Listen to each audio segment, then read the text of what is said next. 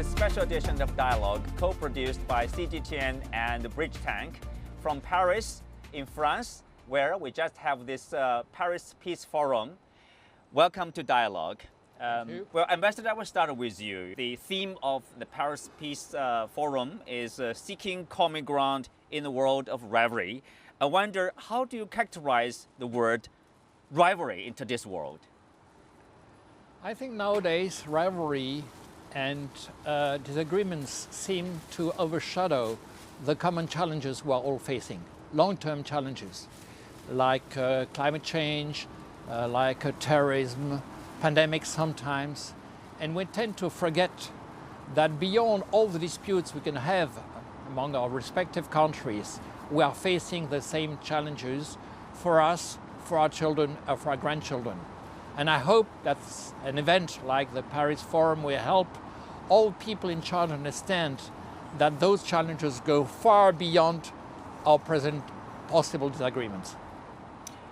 Well, blessing, seeing from your point of view or from where you are from in Africa, if you look at the global situation today, how do you see this rivaling kind of a global competition, whatever words you use, there's this tension there? There have been tension in Africa, like you can see in Ethiopia, in Congo. But right now with the African Union, it's a great place where different African countries can come together. Africa, we have 54 countries. We should go beyond the rivalry and look at how we can come together. Especially in Africa, we're looking at climate change. It's a very key aspect right now. And also in terms of education, recently in UNESCO, they had the Educational Forum, and it was focused on Africa.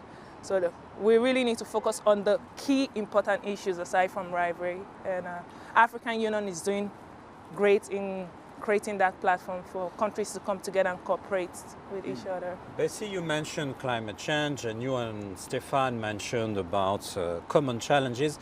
Do you see also common points or points in common or common ground in issues like climate change, cybersecurity, some geographical issues like Ukraine, Gaza, but also chronic instability in some parts of Africa, the Sahel as well, and humanitarian crisis? And around those common grounds, do you see an interaction or a danger within the current great powers rivalry? Bessie, Stefan, and possibly Jeremy. Yeah, I think today in the world, we have a world orders which was built probably 60 years ago, and since then, many countries has developed its own economy, like China, India. They become powerful.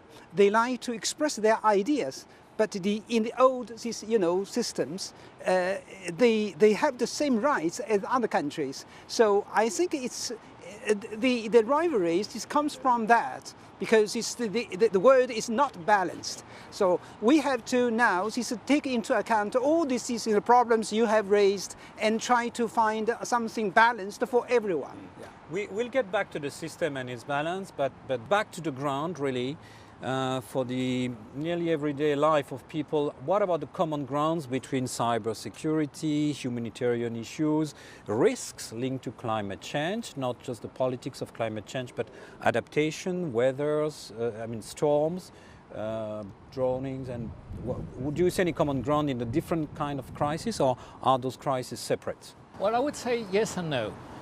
Indeed, in a way they're separate, but there seems to me at least to be a link among all those crises. Let's say climate change. Climate change contributes to desertification, to drought, to floods, to unstable weather, which means that agriculture becomes more difficult, that people have to leave their homes. It leads to migrations. Migrations can stabilize countries. This can lead to internal disturbances and sometimes even to wars. And we know that part of the conflicts is among farmers and people who raise cattle, for instance, because grazing rights are not compatible with agriculture. It's especially the case in Africa. So here clearly we have a link, and this can create the ground for terrorist movements, who exploit the situation in order to disseminate their propaganda and seize power. So it's, I think, for the entire world and for our respective countries, it would be difficult and foolish to ignore each separate crisis, but we have to, it is our common interest to try and address them. A very short follow-up. You've been a special envoy on climate, Right? for the Paris Agreement. Indeed. And you've been a special envoy, or you've accompanied a special envoy in the Middle East. Do you see a connect climate change, the Middle East tensions? Oh yeah, definitely, definitely. One already, that was a long time ago, in the 90s when I was dealing with the Middle East, water was already a key element of rivalry. Let's take a very precise example. The conflict between Syria and Israel. It might become more and more important as time goes by because of scarcity of water, because of climate change. So definitely there is a link. But speak of the common ground. There are some challenging issues, ongoing crises like in Ukraine, in Gaza, and the U.S. Technological containment over China. We do see now there are tensions also, sort of, between China and the European Union. So, Ambassador, how do you look at this? The common interests. We know there are common interests, obviously, for example, commercial interests between China and the European Union. Absolutely. And how do you see these kind of common interests, and how do you see their differences here? Well, first of all, I'd like to stress that the crises you mentioned are very different. In the case of Ukraine or the case of Gaza, unfortunately, violence is going on. There are a lot of casualties and a lot of human suffering. The tension between the US and China and possible disputes or agreements between the EU and China are, thank God, not that serious. I mean, obviously, we have to tackle them, we have to take them seriously, but it has never been, the use of violence or force has never been envisaged. We're still friendly countries, we have good relations together, even when we have disputes.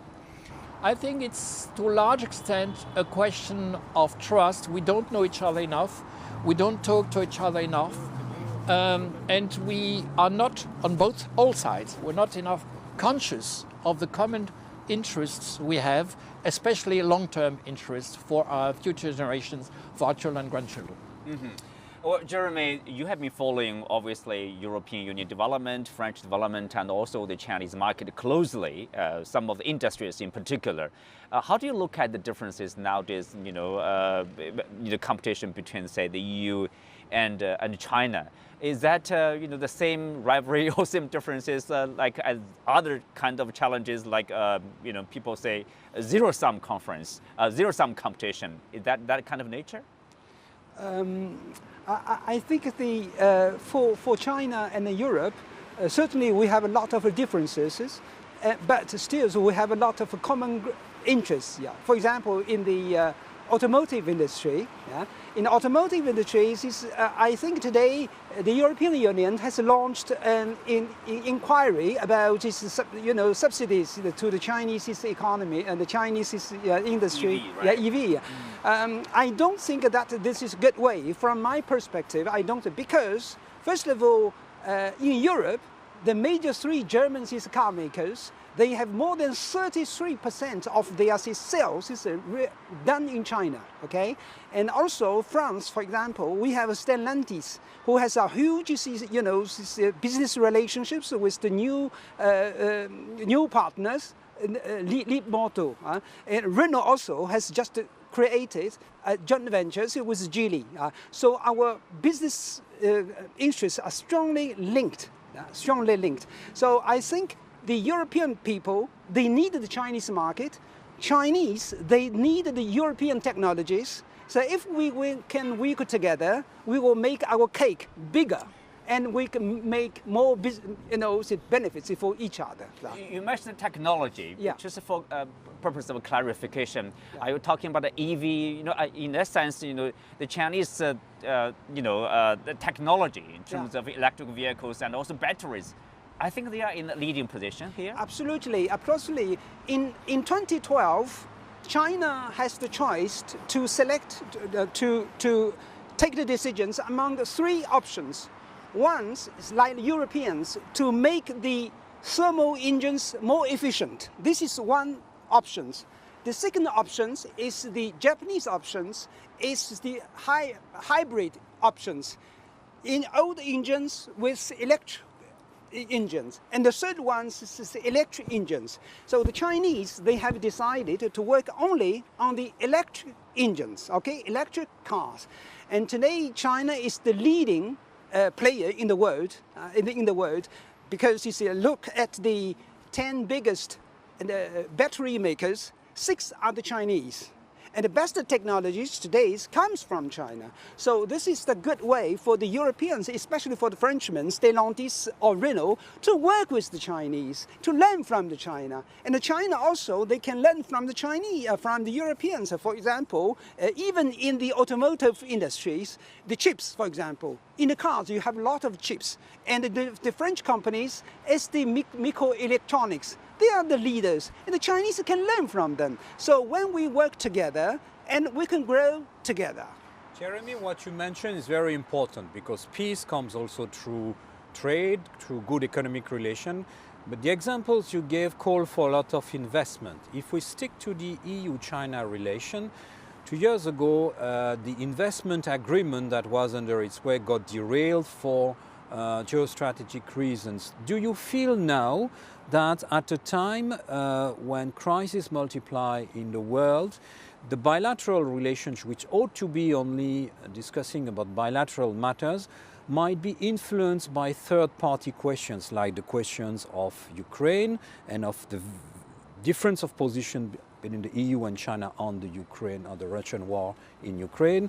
Do you think that the situation in the Middle East might derail also the generic trust and that the US new role, refound role in the world might also influence the bilateral relationship? Can we have those technological choices without investment? Can we have investment without trust? Can we have distrust in a world of crisis?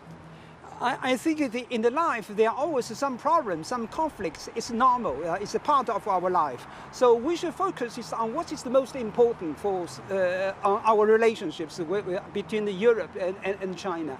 I think the Europe and China should give the example to the world. We have differences, but we must build, these common interests and build our relationships. I just to give you an example, okay? All over the world, people need investments. People need jobs. China and Europe today, we are two powerhouses. We have technology, we have money, and if we can develop good relations, we can help everyone. People everywhere, and this is our mission, to build trust in the world through our cooperation. Stefan, I saw you wanted to react. Yeah, indeed. I'd just like to add one element. You mentioned the word trust. I think it's quite important. I think one of the elements which can explain the difficulties we are facing now is a lack of confidence and also a lack of mutual recognition of the rules of the game. One element which contributes to that, at least on the European side, is the fear of dependency. I mean, there's a problem of rare minerals, rare earths, and so on. I'll just give you an example. Recently, the Netherlands decided to veto the exports of semiconductors to China. And China took retaliatory measures and prohibited the export of 2 minerals, germanium and gallium, to the whole of the European Union. Now, this is the kind of measures and countermeasures which can be indeed detrimental. But if we could manage to eliminate that fear of dependency, perhaps also by encouraging other sources so that we could balance our imports, our exports, and the use of minerals, perhaps that trust could disappear. But rules of the game on both sides should be clearer. I noticed your answer was purely bilateral. Bilateral issues, bilateral trust, bilateral solutions. No influence or no pervasive triggering effect. The world is not that simple. That is a question, right? As someone from that continent, how do you see this kind of competition? For Africa, the continent itself, we need to look at how we can both benefit. It shouldn't be just one way, come and get the resources and then leave the African continent. I think that's one area in which the Chinese contribution is undoubtedly very positive. And exactly. But before we're touching upon that, Blessing, here we also see, there's competition. Sometimes you can say cooperation, for example, between China and the French companies working together in Europe, in the African continent, under the Belt and Road Initiative. But mostly we see competition, China is increasing its influence in the African continent. European countries feel a sense of urgency. We need to do something to compete with the Chinese. As someone from that continent, how do you see this kind of competition? I think we should firstly look at the reason why they are interested in Africa. Africa is a continent with so many resources. And at this moment, China, yes, have a long history with Africa. They supported the liberation of Africa years ago during the Cold War. And also Africa also played a role in 1971 during the veto for the... voting China back into the UN Security Council. They've had a long history together. China supported and then Africa supported. In terms of competition and cooperation, France has also history. Colonial masters, they colonized 20 countries, so they have the historical ties behind with African countries and all. But for Africa, the continent itself, we need to look at how we can both benefit. It shouldn't be just one way, come and get the resources and then leave the African continent stranded. Most African countries, they don't really appreciate the fact that the Western countries interfere in the political aspect of Africa. But how is it sustainable for the African continent, especially when we have bad leaders? I mean, now it is great that the Chinese government doesn't interfere in the political aspect of Africa, but I think in the long term, where we have leaders that are not in support like democracy, just want to have that's why we have the coup, when leaders stays for a longer period of time. So I feel like African continent needs to look at the values of these European countries, also need to look at the interest. How is it also going to benefit the African continent itself? And can we say I guess we can all agree upon that, it's up to the African nations, sovereign nations, to make the decision in what way and with which to cooperate and with their own interests in mind. Ultimately, it's their decision. And of course, in a very mutually beneficial way, or multi-win, win, for everybody, yes. Can I add one element? Coming from our limited experience in Africa, I think there's one area in which the Chinese contribution is undoubtedly very positive: infrastructures. I mean, I've seen that. I was posed in Ethiopia for 4 years. I mean, now there's a new metro in Addis Ababa. It's not underground, but it's train connection which links both sides of Addis Ababa, built by the Chinese, is working very well. The new railway between Addis Ababa and Djibouti was also built by the Chinese.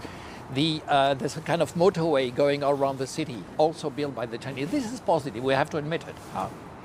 One area in which perhaps some progress could be expected is the financial area, debt issue.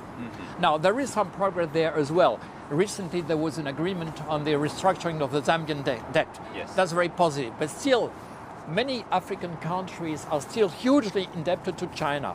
And we hope, we started already, but we have to push it further. We hope that there will be more cooperation between China on one hand and other creditors, especially Western countries, in order to tackle the issue of African, Paris Club, exactly, tackle the African debt issue together. Yeah, that's a long-term issue, but because of the pandemic, because of the interest increase in, for example, in Washington, it's actual burden for a lot of developing countries.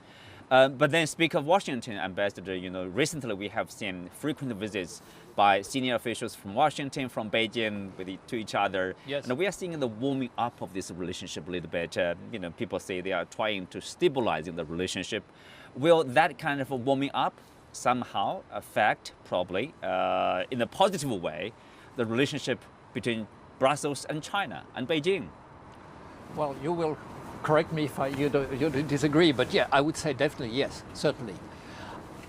Now, we don't need the US to determine our own policy, obviously. The US is an ally, is a close friend, but Europe, European Union is independent. But the warming up of relations between the US and China, if it is confirmed, is per se positive, and we will certainly welcome it. And there have also been visits by high-ranking European officials, like Joseph Borrell, for instance, who went to China recently. I think he spent 4 days in China. That's very positive as well. Yeah. So it all goes in the same direction. We will continue to have disagreements. This is inevitable, but it shouldn't prevent us from working together. What is the trend you see till date? I think the trend is towards a greater role of those emerging countries in the world affairs. When the crisis is over, things will be different. We need Russia. Russia is a great country. We've had always good relations with Russia. A multipolar world can be indeed very useful. The world should not be dominated by one country, but by the cooperation of all countries. The global South are seeing it differently from the West. They are seeing the West is practicing double standard. People in every corner in this world are informed basically by the Western media. In the Southern countries, we have to develop our own media, to have their own impact in the world. Otherwise, we rely only on some major media. Our views are biased. Yeah, Bessie, the international community, fortunately, is not just about great powers rivalry, it's also about the United Nations. We've seen, though, in the United Nations recently a lot of divide on those so-called votes on Ukraine, votes on Gaza, and there is this rising idea that there would be a rift between the global South and the West or the global North. How do you see that, and how should the global South find better ways to express its own ideas rather than just answer to the questions raised by the West? I think one mistake we do is classify Africa as one nation, but we have 54 countries with different national interests. So we can't have one voice representing Africa. It's impossible. Ukraine, for example, is the basket of bread, where most African countries really rely on Ukraine in terms of the grain and the bread issue. So I think the United Nations needs to give Africa countries, not just AU, or to really air their voice and really hear what they have to say, because different countries have national interests, have also economic interests in mind, and political interests and historical interests that they have to consider. So it's a complex relationship that needs to be considered within the different African countries. Recently, India chaired the G20 and was able to frame an agreement for a corridor to the Middle East. Earlier to that, China was instrumental in cracking an agreement between the Saudis and Iran, which surprised quite a few people. What is the role we can foresee for the large emerging powers in the global diplomatic order? Well, I think those emerging powers will and should play a growing role, and they can contribute to improving international relations and solving the crisis. When I was dealing with African issues, sometimes we would have what we call contact groups on certain crises. Guinea, for instance. We would have the UN, we would have the African Union, we have the European Union, we would have Francophonie, but countries like India or China were not participating. And I think it's a pity, because Chinese diplomacy is very efficient, Indian diplomacy is very efficient, they have a large influence, and clearly there should be more cooperation among all powers or countries, big or small countries in the world, to help push things forward. So I would, but this is personal comment obviously, but I would certainly welcome that trend. And I hope this influence can work for the best of all people. That's your welcome as an informed practitioner. What is the trend you see till date? I think the trend is towards a greater role of those emerging countries in the world affairs, and provided obviously relations remain friendly, positive and peaceful, that role can be very useful. Now, obviously, it depends on the way each country conducts its own policy. When we see at the foolish aggression, when we look at the foolish aggression of Russia against Ukraine, we think, oh my God, we hope that the present influence of Russia will not be too great. When the crisis is over, things will be different. We need Russia. Russia is a great country. We've had always good relations with Russia. What they're doing right now is absolutely insane. We hope it won't last too much. We speak a lot about multipolarization, about a multipolar world. A multipolar world can be indeed very useful. The world should not be dominated by one country, but by the cooperation of all countries. Well, can I add something to this talk of, the global South? I think, when it comes to the issues, specific issues like on the Ukraine crisis, on the Gaza crisis, you do see the rise of the global South, or the divisiveness between global South and the West in general. Because some people would point to, they criticize the West. For example, Ukraine crisis is in the backyard of the European Union. It's in the West, so people see it, vividly, and they feel that, the crisis, they feel the burden, they feel the trouble. But when it comes to the U.S. in, having war with other countries like Iraq or Afghanistan, people say, well, there are no sanctions against Americans. There are no isolation against the Americans. And the Gaza crisis, Europeans would say, wow, we feel there's a genocide of the Ukrainian civilians being killed by the Russians. But when it comes to the Gaza crisis, 10,000 civilians were killed. More than 4,000 of them are children. Are we seeing the similar criticism? Are we seeing people calling that genocide from the West? Yemen has a tragic situation. Yeah, the people Eastern are saying Africa that the horn. global South are seeing it differently from the West. They are saying the West is practicing double standard. Ambassador, how do you see that? Well, that's a good question. I think it's inevitable for people to be more focused on their immediate surroundings. I mean, Ukraine is a European country, it's close to our borders. If things go havoc in Ukraine, other European countries could be threatened. Poland, for instance, Czech Republic, Moldavia, and so on. It's very close to our borders. If things are farther from us, we tend indeed to pay less attention, which is, I agree with you, very unfortunate. In Africa, there are terrible crises going on. I mean, one country is particularly dear to me, Ethiopia, because I was posted there. And the recent civil war in Ethiopia caused between 400 and 800,000 casualties. And nobody speaks about it. It's a pity. I agree with you. Yeah, I think until now, the Western media are the most powerful, influential in the world. People in every corner in this world are informed basically by the Western media. So in this case today in Gaza, the Chinese TikTok has provided some interesting information shared by many people. Okay, I think in Africa, also in Middle East, in the southern countries, we have to develop our own media, to have their own impact in the world. Otherwise, we rely only on some major media. Our views are biased. I think now we have a good beginning to have other voices than the mainstreams coming from USA or something like that. Yeah. With that, we are coming to the end of today's discussion. Many thanks to our guests. Special thanks to Bridge Tank, our partner here. I'm Xu Jinduo. I'm Joel. Thanks for watching. See you next time.